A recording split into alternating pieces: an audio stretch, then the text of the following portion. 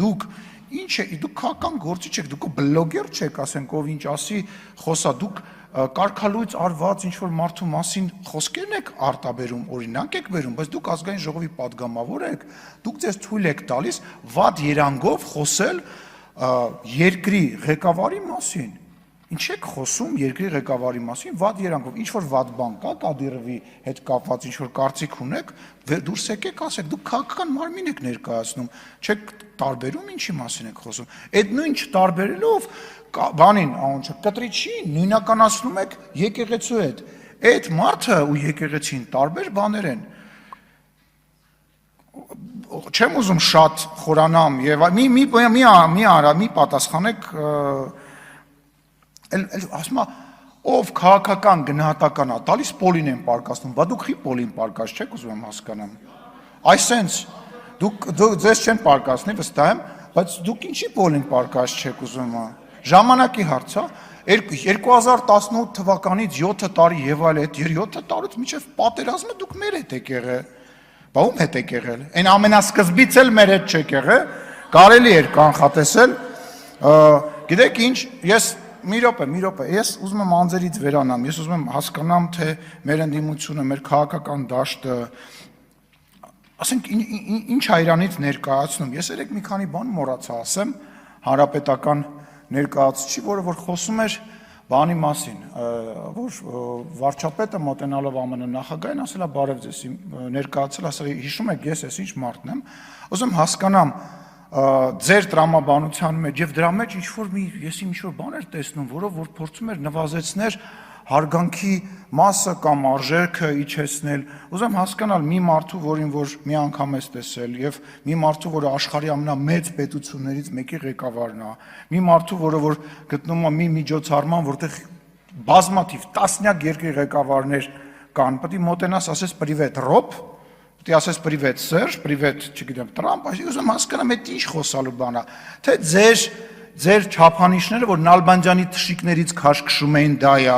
կամ որ Նալբանդյանը մի հատ թղթի կտոր վեկալած մտել էր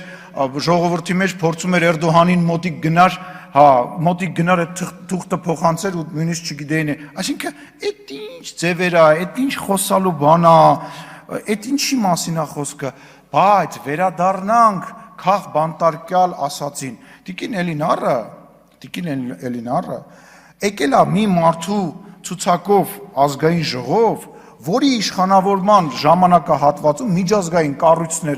միջազգային կառույցները թմկահարում էին քաղ բանտարկյալների առկայության մասին Հայաստանի Հանրապետությունում,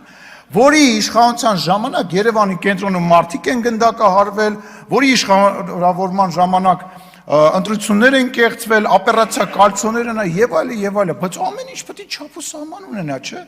Այսինքն չի կարելի այնպես բաներից խոսալ, որ ասենք դու դրա մեջ ես։ Դա, չգիտեմ, ամոթ բառը մի քիչ երևի տեղին չի։ Այդ իմպիչմենտը վերջի իմացանք ինչի համար է։ Այդ մարդուն բերել էին, գիտեին, որ վերքերական գործ կա, հեսա վճիռա լինելու,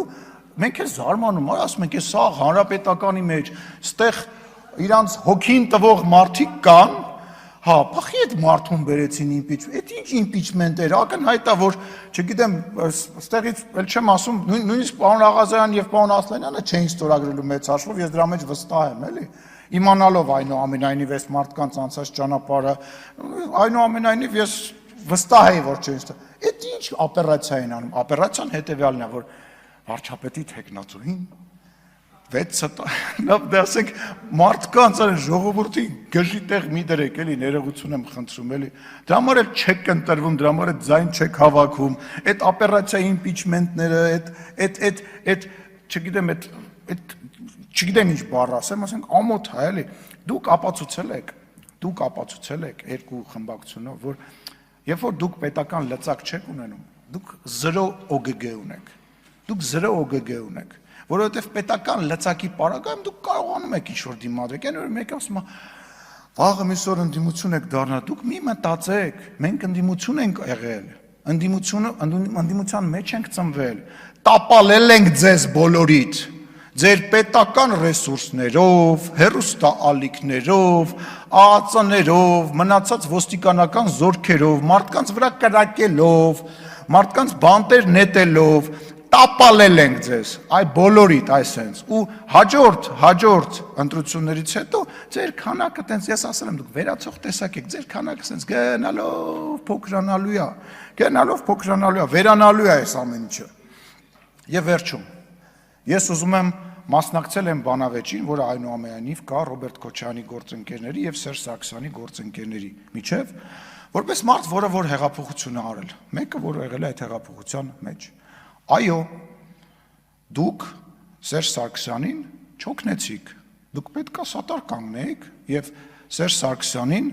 չպաշտպանեցիք, ոչ Ռոբերտ Քոչարյանի թիմը, ոչ Դաշնակցությունը, նույնիսկ Հանրապետական կուսակցության որոշ տարեր Սերժ Սարգսյանին այդ օրերին ես որպես հակառակորդ եմ դա ասում, չպաշտպանեցիք։